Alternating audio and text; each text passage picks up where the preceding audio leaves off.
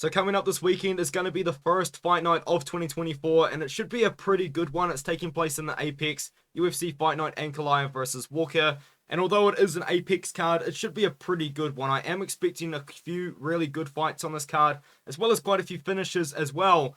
So hopefully it's going to be a good way to start off the year that is 2024. But starting off the year 2024 could be a little bit better if you do sign up to the We Want Picks premium membership service, where it is $10 a month and you get absolutely everything there. You get articles from myself, and then you get everything from Angelo Jacob, and I believe 3 or 4 other YouTube channels as well. There's so much content on there for $10 a month. You can get it all for free for 3 days if you sign up using the code ARTEM, and then from there it is of course $10 a month. But now is a pretty good time to sign up, as We Want Picks typically does very well on pay-per-view cards.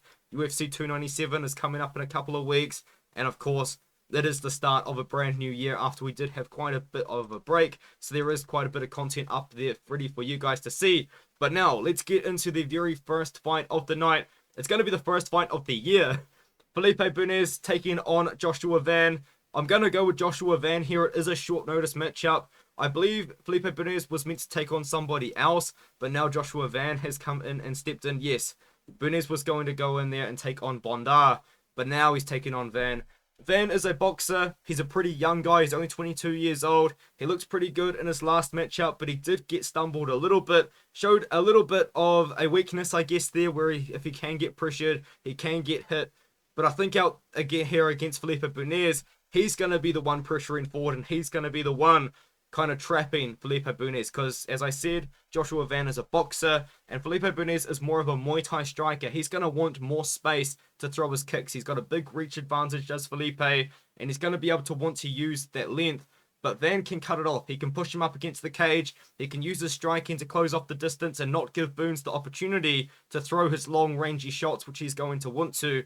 A big issue though for Van is he probably will want to avoid the grappling in this one here, because Felipe is a really solid grappler, more so a pure Brazilian Jiu-Jitsu guy, but he can wrestle a little bit, and he does have a bit of a size advantage in this fight here, just because Joshua Van is not the biggest guy for 125 pounds. If you do watch his fights on the regional scene, quite regularly Joshua Van is smaller than his opponents. I did notice this especially against, I believe it was Paris Moran and Cleveland McLean. But he went out there, looked good against Jalgas on short notice again. Took on Kevin Borjas, which he was meant to take on the Contender Series, I believe last year now. And here he is, taking on Bunes, a short notice matchup. But I don't think Van is going to have to cut too much weight for the fight. And I think his cardio should be there for 3 rounds. He's going to have to pressure Bunes, avoid the grappling, and he should be able to get it done here. I'm going to pick Joshua Van by decision, but maybe we could see a finish, as I believe Bunes has been finished before. Now we go on to a fight which I am expecting a finish. It's Tom Nolan taking on Nikolas Motta. I think Tom Nolan does win this fight, and I do think he wins this fight by knockout. I'm very high on Tom Nolan. I think he's a really good prospect out of Australia. We saw him go out there against a pretty solid opponent on the Contender Series in 2023, Bogdan Grad, and a lot of people were picking Bogdan Grad to beat him. I don't know why, to be honest. I was pretty confident Tom Nolan was going to win that fight. And Tom Nolan did win that fight by first round knockout. He made it look too easy, to be honest. I did think Grad would put up a bit of a better fight, but Nolan was just locked in and looked really good in that matchup. A brutal KO win to start off his UFC career. Now he's taking on Nikolas Motta, who is also a guy that does have KO power, and Nikolas Motta is more of a boxer. He's a bit smaller for the weight class. He did go out there in his UFC debut after winning on the Contender Series himself against Jim Miller. Not a good performance against Jim Miller, but then he kind of come back against Cameron Van Camp with a KO. But I don't think Cameron Van Camp is UFC level. He's not in the UFC anymore, to my knowledge anyway. And then he was not looking that great against Trey Ogden, even on the feet as well. So now he's taking on another tall, rangy striker in Tom Nolan, who I think is a better striker than Trey Ogden. So I've got Tom Nolan in the matchup. We've seen Motta get finished before. I think we see him get finished again. I think Nolan knocks him out. Maybe if there gets a little bit of grappling, it could get interesting. But Nolan has shown that he can grapple before, especially defensively against Adam Cook, where he was just defending takedowns and grappling transitions over and over again until Adam Cook gassed out, and then he was able to win. I do like Nolan here. I think he does get it done by knockout. I think he's a really good prospect. 2024 could be a big year for him. Definitely a guy to keep your eye out for. And now we move on to 145 pounds. It's going to be Westin Wilson taking on Gene Silva. And Gene Silva is also making his debut from the Contender Series in 2024, taking on a guy who came in on short notice against Joanderson Brito and lost in the first round by knockout. Now, to be fair, Joanderson Brito he's a beast. He knocks everyone out, and I think Brito is a guy that definitely could find himself with a ranked opponent in 2024 if he does win 1 or 2 more fights. But for Westin Wilson, I just don't like his striking at all. At all. He's a karate guy. His hands are literally below his waist for the most part. Sometimes he can bring them up, but his head movement isn't really there. He kind of sticks his head out waiting to get hit. I just think he's a really, really hittable striker. His grappling is good, and we did kind of see that against Joanderson Brito, where he was able to lock up a bit of a knee bar sort of thing, but that ultimately did get him finished. And he did transition a little bit against Brito. That's what he does. He's a grappler. I have seen Westin Wilson get KO'd before. Unfortunately for him, I do think it's going to happen again. Gene Silva, he's not the best fighter in the world, and he did make me look really, really dumb because he went out there and beat Kevin Vallejos. And I don't even, to this day, that performance still surprises me because he showed absolutely no sign of slowing down. He went 3 rounds, hard 3 rounds, moving forward, throwing combinations, and then waiting and throwing combinations again. Just went 3 rounds hard against Vallejos, and Vallejos just didn't have an answer for him. Vallejos was too small, but no excuses. I mean, that was just a bad pick by me, to be honest. But what I had seen in the past from Gene Silva was him gassing out late in the first round, because if you look into him, this guy's got a lot of first round finishes, but sometimes when the fight was getting a little bit extended, he was slowing down a little bit. And I was like, man, maybe if the fight leaves the first round, Vallejos is going to have a real chance to take over. That didn't happen. If Gene Silva, I think Gene Silva knocks out Westin Wilson in the first round, but even then, if the fight does get extended, I think again, Gene Silva should be able to find a finish on the feet. He's not the craziest technical striker. He's not really the best grappler either. But as long as the fight is on the feet, Silva's going to be live for a knockout. I just think Wilson's too hittable, really. That's what it comes down to. I mean, the odds do reflect it. Minus 800 is crazy, though. I think Silva knocks him out in round 1, though. I mean, if it's plus money, it's probably relatively safe. Now we've got Farid Bahsarat taking on Taylor Lapilus. I am picking Farid Bahsarat in this fight just because of the matchup, I guess, if that makes sense. Because Taylor Lapilus, really good striker, and he could be compared to Leon Edwards just with his style. He's a low volume, very accurate striker. That's what he is, because that's what Edwards is as well. Low volume, but he picks his shots really, really well, and he lands a very high percentage of the shots that he does throw. Incredibly accurate. He did come back to the UFC against Callan Loughran. A little bit of a weird situation as that fight was made on short notice due to things falling apart, and they just put that fight together, I guess. But before that, he was fighting for Aries, and I believe another promotion, TKO, where he beat Nate Maness. But yeah, got a good win over Damarte Pena, who I believe has burned a hole in the USADA Cup 3 or 4 times since that matchup. So good win for Taylor Lapilus. He's taken on another undefeated guy, though, in Farid Bahsarat, who I just think has a good stylistic matchup here, to be honest. You could argue that for Lapilus too, but what I'm trying to say is Farid Bahsarat is a wrestler grappler. He's a very good wrestler grappler, and he can hold his own on the feet as well, and I think that's the most important part here. If Farid Bahsarat can't get the takedowns because Lapilus' takedown defense is really, really good, Bahsarat's not going to be lost on the feet, and he will throw more volume than Lapilus, just because Lapilus, he's just not a high volume striker at all. Even against Callan Loughran, I thought he made that fight really, really close, but it's not throwing anything, I understand that maybe he's trying to look for a counter, but at some point, you're losing minutes on the feet to Callan Loughran, who's not as good of a striker as Farid Bahsarat, in my opinion, and Bahsarat can wrestle as well. Lapilus was controlled for significant minutes in his last fight. Bahsarat could probably pull off the same again. I'm going to go with Farid Bahsarat winning by decision, just with the wrestling. Maybe he could try and lock up a submission on the ground, but I think it just comes down to the control time with the wrestling, with the grappling. And even on the feet, I think he's just going to throw more volume. Can I see Lapilus winning this fight? Yeah, because his takedown defense is really, really good. But even then, he's just so low volume on the feet, I just can't really trust him to win minutes on the feet either. So I'm going to go with Farid Bahsarat to win this matchup here. And now, we move on to a fight I'm really looking forward to because I am a fan of Marcus McGhee. Marcus McGhee's a bit of a legend. I mean, this guy has a half pipe in his backyard. What more do you need to say? I'm going to go with Marcus McGhee in the fight. Not for that reason, though. I just still kind of don't know how I feel about Gaston Bolanos. Now, I guess in hindsight, it was a pretty good UFC signing, as he did beat a guy that was in the UFC, obviously, in his debut against Aaron Phillips. But he didn't look that good against Aaron Phillips, you know. And Aaron Phillips was, I believe, 0-3 in the promotion before that. Hadn't really had a good performance, even in a loss. And Bolanos made it really competitive. He did show off his really, really good striking, because that's what Bolanos is good at. He's got a world championship level striking background. He's got a lot of highlight KOs when he was in Bellator. Like, this guy, I mean, I think, what's it he's known for? His signature move has slipped my mind. But he's won, I believe it's spinning elbow. Spinning back elbow. He threw it, I believe, a few times against Aaron Phillips. And also, I believe he got a spinning back fist, I guess, when he was in Bellator as well. But anyway, the point is, Bolanos, very well-known striker in kickboxing background, of course, and Muay Thai background, and then Bellator. Marcus McGhee's a good striker too, though. And he's the guy that's going to come in there and crowd the space against you, is Bolanos. Against Bolanos, because McGhee is a guy that likes to move forward. He's a good striker himself. He's very technical, well-timed. If this is a pure striking matchup at range, I think Bolanos has a real shot at winning it, of course, with his background. But McGhee's not going to make it that. I think McGhee is going to make it scrappy. I think he's going to be moving forward, cutting off the cage against Bolanos, not really allowing him the space to throw his spinning moves. Obviously, the spinning back elbow doesn't require that much space as it is an elbow. It's pretty close range. But even then, McGhee, I've never really seen him wrestle. If he was going to, this would probably be a good one. He trains at MMA Lab. He's got good training partners. I'm sure if he needs to, he could take down Bolanos, because Bolanos has shown bad takedown defense in the past. So let's see how it goes. I'm going to go with Marcus McGhee, though. It'd be interesting to see if it's a finish or a decision. I'm just going to go with McGhee in general. That's just my pick overall. Now we've got Matheus Semelsberger taking on Preston Parsons.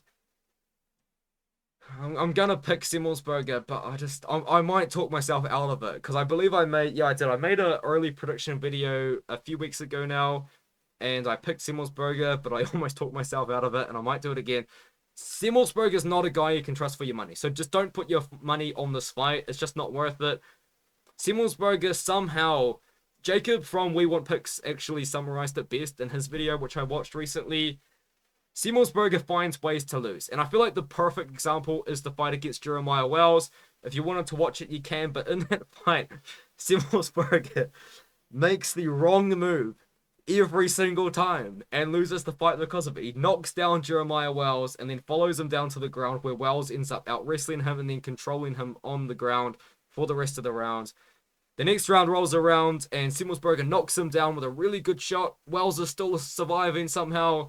Semelsberger gets too close, engages in the wrestling, and gets to, he's got the worst fight IQ in the UFC. He just, I don't know how to describe it, man. Like, but then he looks really good against Jake Mathews. He just doesn't make sense.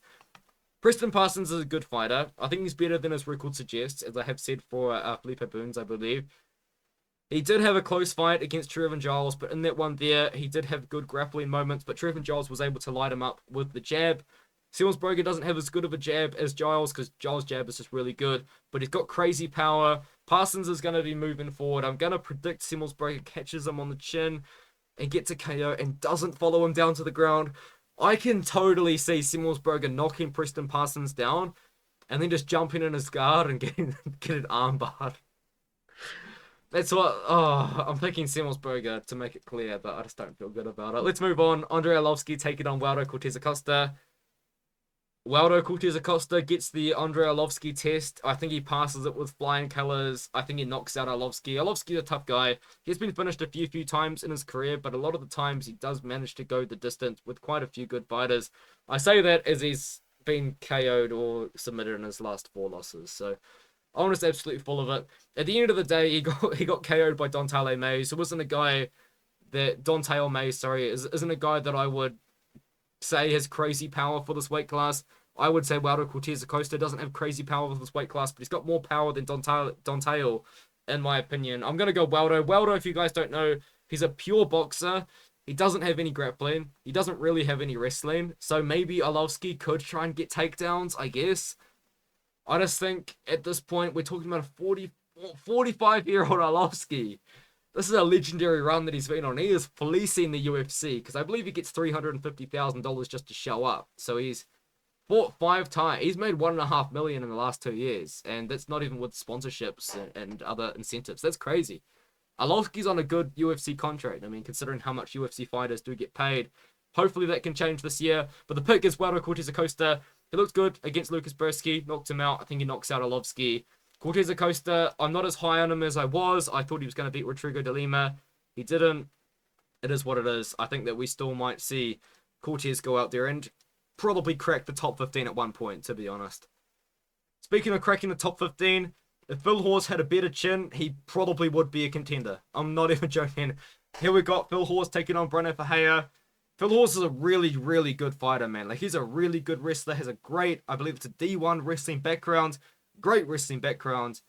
Really decent striking as well. He's a good striker. Like, he's just good everywhere. He's a good fighter.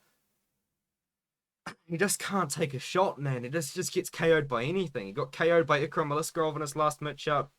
Got KO'd by Roman Dolidze. Got KO'd by Chris Curtis.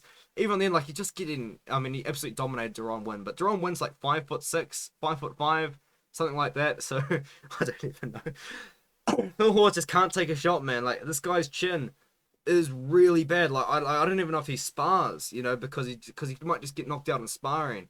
Brunno Ferreira is not as good of a fighter as Phil Hawes, in my opinion. And I believe Brunno Ferreira was an underdog at one point. So now I don't have an underdog pick so far. I do have an underdog pick on the card, though, I think. Hopefully, damn. Anyway, Brunno Ferreira, I think he was an underdog at one point, but now he's not. So those odds are flipped. I'm picking Brunno Ferreira. I think Phil Hawes is the better fighter. I think Phil Hawes could get Brunno Ferreira down to the ground. I think Phil Hawes could outstrike Brunno Ferreira as well.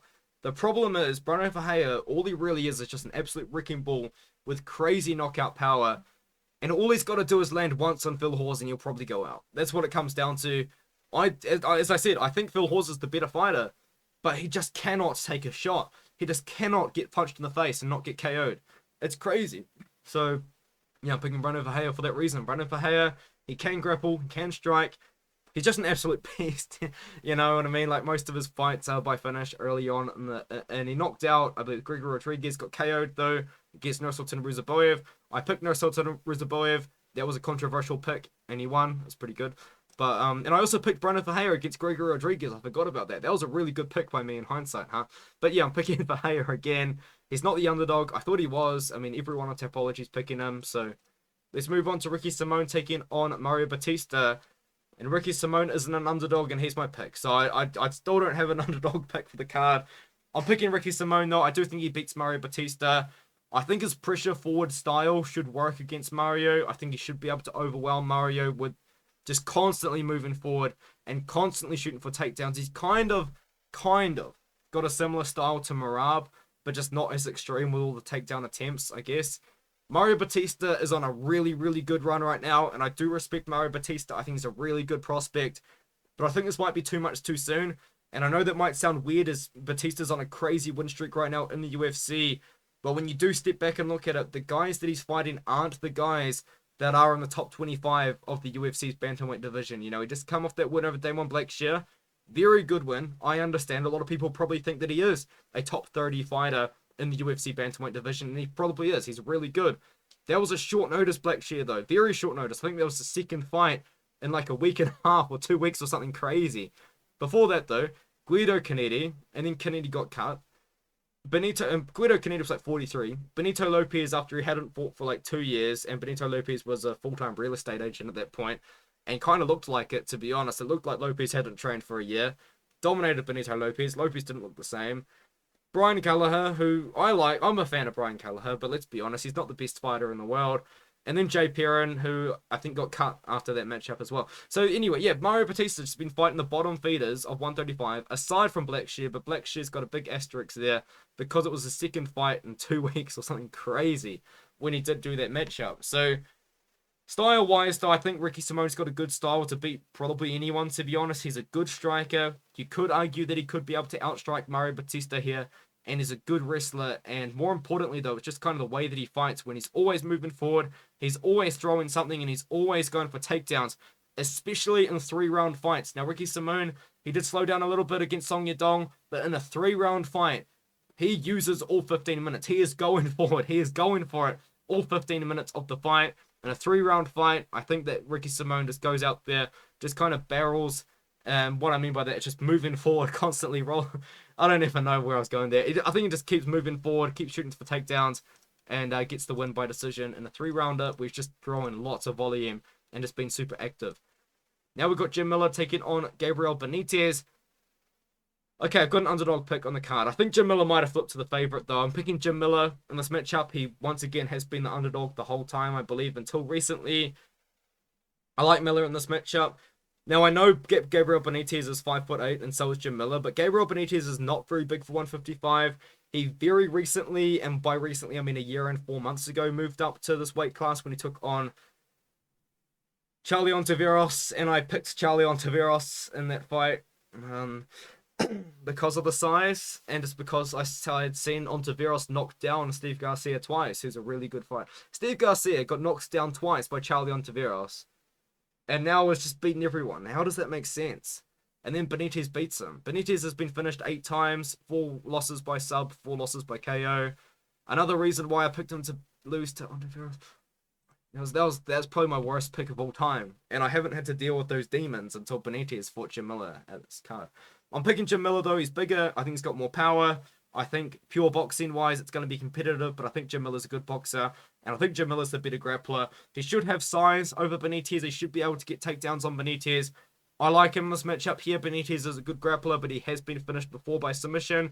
I think Jim Miller goes out there and finishes him by KO or by submission. Benitez has been finished before. Miller is going to be bigger. It's at 155. Miller's probably going to have a bit more motivation because he's going to want to be on that UFC 300 card as well, which is pretty soon. Give me Jim Miller. Give me Jim Miller by finish. 90% of people have literally picking him. Yet he's the underdog with very close odds. That's interesting how it works. But let's move on to the co-main event. And there could be title implications in this matchup depending on what the UFC do. Because we've got Matheus Nicolau taking on Manel Kape.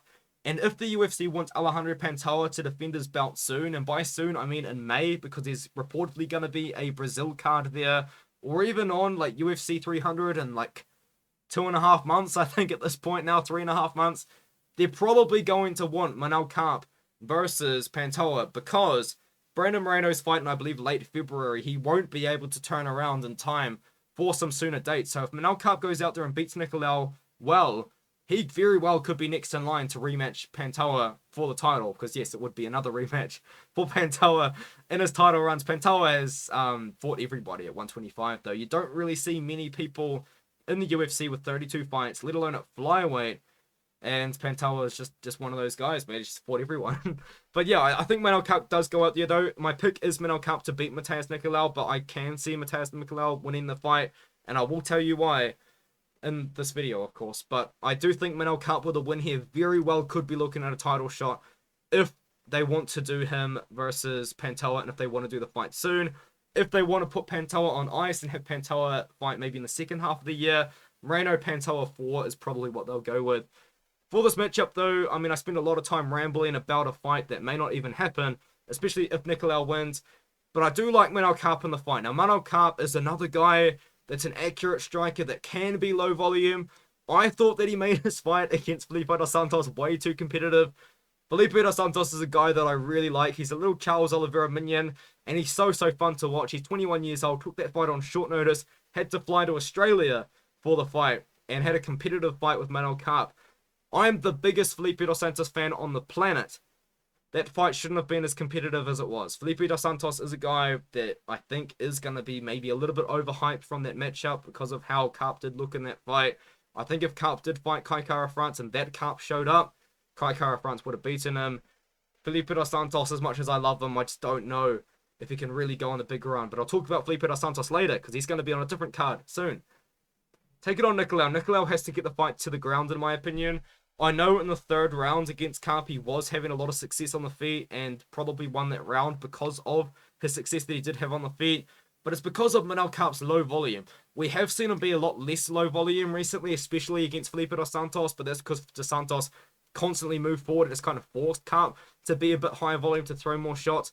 I think Nicolau is going to be patient on the feet and he's going to try and get the fight down to the ground, as that is where his biggest advantage is. Kape is a striker. That's what he's known for. He's a flashy striker, but he's also low volume, and he's also quite accurate. He's a counter striker as well. I think at the end of the day, though, Cup is the better striker than Nicolau. I think he's going to be landing the shots. I don't see him knocking out Matheus Nicolau. I know that Nicolau got KO'd in his last fight, but I think most people would get knocked out by that fight, by that shot that he ate against Royval. That was just a flush knee that just caught Nicolau. I think that in this one here, though, Nicolau's going to be trying to get it down to the ground. I don't think he does. And I ultimately think Manel Cup does beat him by decision. Sorry, I think he lost the last decision. But he wins the decision in this one here. Goes on to maybe fight for the title, depending. We'll see. I'm picking Cup. A lot of people picking Cup by KO. I'm picking Cup by decision. Let's see what happens. And let's see what happens in this one here. Very, very wide odds for a fight, which I think could have closer odds, to be honest. Magomed Ankalaev taking on Johnny Walker. I am biased against Ankalaev. I'm not the biggest fan of him, and I will talk about it why, but the pick is Ankalaev. I do think Ankalaev beats Johnny Walker, and I think he wins by decision or very late finish. Most likely like submission, maybe with inform out like an arm triangle or something like that. But I'm biased against Ankalaev just because I think he's not the most exciting fighter. You know, he had a headline in a bout against Thiago Santos. He headlined an event. Really boring fight. Terrible fight. And then, in my opinion, Jan won rounds 1, 2, and 3. And it was a draw. And then Ankalaev threw the toys out of the cart. And then the no contest against Johnny Walker, which probably could have been continued. In that fight, though, Walker was finding success with his range. But I think Ankalaev is going to go out there and just get takedowns over Walker. I think that's what it comes down to. I know Walker does have pretty good takedown defense, but he's taking on a really dominant wrestler in Ankalaev, who does have decent striking because a lot of his fight against Santos was actually striking against Thiago Santos, that is. But it just wasn't that fun. You know, I just don't think Ankalaev fights are that good. I think Johnny Walker fights are really good, and maybe he could make it exciting. I'm seeing a lot of people picking Johnny Walker. A lot of people commented on my last video I did on this card, saying that Johnny Walker was going to win. I like Ankalaev, man. I am biased against Ankalaev, but I think the wrestling's going to be too much. I know Walker's really active on the feet. He's got the range. He's got the power. He's got the jumpy knee. He's got all the crazy stuff that you could want. And he does have good grappling. He can get submissions off his back. He can be throwing up elbows off his back if he has to. I think at the end of the day, though, Ankalaev is not lost on the feet. He's a decent striker. He's pretty low volume, which makes him boring. And then he's a good wrestler, and he loves to hang out in top control, and I think he's just going to do that against Johnny Walker. I'm not looking forward to this main event, I'll be honest, just because I just don't think Ankalaev should be in main events. And so many people are calling for Ankalaev title shots. You don't want Ankalaev as champion, because that means he has to headline pay-per-views. What a nightmare. Anyway, the pick is Ankalaev. I think he beats Walker. I think he gets the takedowns. But let me know if you think Walker wins by KO. Let me know how you think he wins. Let me know on this card. Do you disagree with me on any of my picks? I mean, only one underdog, I think, for the whole card, which is pretty bad. But a lot of the odds flipped recently. I guess a lot of people had time to sit back and bet on the underdogs that made them favorites. So, oh well. This video was pretty sloppy as well. My first prediction video recorded in about 2 or 3 weeks now. So, getting back into the run of things. We'll be getting back into it. 2024. What's coming up after this? I think it's UFC 297 in Canada, headlined by Strickland. And then we take time off. But I'm not that mad at it because I actually have exams around here. I think I actually have exams the days after Dillid's Imov. So I actually might not watch this card because I'll be studying. Which is a shame. I know. I'm not going to be missing that much. Okay, that's fine. I can miss that card. That's okay. But anyway, yes, I am in the middle of exams. I've got an exam tomorrow, but I'm feeling pretty confident in it. I've done a lot of study. So anyway, let me know what you think in the comments, and I'll see you guys in the next one.